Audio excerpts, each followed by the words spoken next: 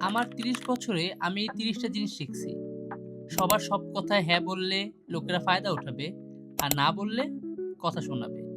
ভালোবেসে কথা বললে তোমাকে টুপি পরাবে, আর রাগ দেখালে মুখ ফিরিয়ে নেবে।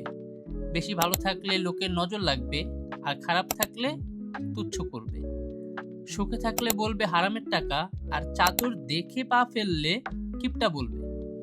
সবসময় আরেকজনের কথা চিন্তা করলে নিজের টাইম কখনো আসবে না, আর নিজেরটা ভাবলে লোকের আপত্তি হবে।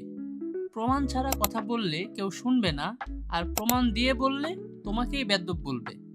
পথ হারালে সবাই উপদেশ দিতে আসবে, কিন্তু নিজের পথে চললে ওই সব লোকই কথা শোনাবে। যার থেকে ভালোবাসা এক্সপেক্ট করবা তার থেকেই বেশি কষ্ট পাবা, আর যার থেকে কোনো আশা ছিল না সেই তোমাকে ভালোবাসা শেখাবে।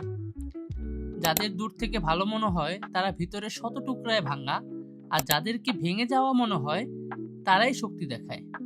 শুধু নিজের জন্য কাজ করলে টাকা আসবে না, আর টাকার জন্য কাজ করলে নিজেকে হারিয়ে ফেলবে। শৈশবে তাড়াতাড়ি বড় হতে মন চাইবে, আর বড় হয়ে সেই শৈশবটাই মিস করবে। সফরে থাকলে গন্তব্যের স্বপ্ন দেখবে, গন্তব্যে পৌঁছালে সেই পথটাই মনে পড়বে। বইয়ের মধ্যে ডুবে থাকলে মানুষের সাথে থাকা হবে না, আর মানুষের মধ্যে থাকলে বই পড়ার কথা বলবে। মনের কথা শুনলে ব্রেনটা ভাবতে বলবে, আর ব্রেন খাটালে মনের কথা মনে পড়বে।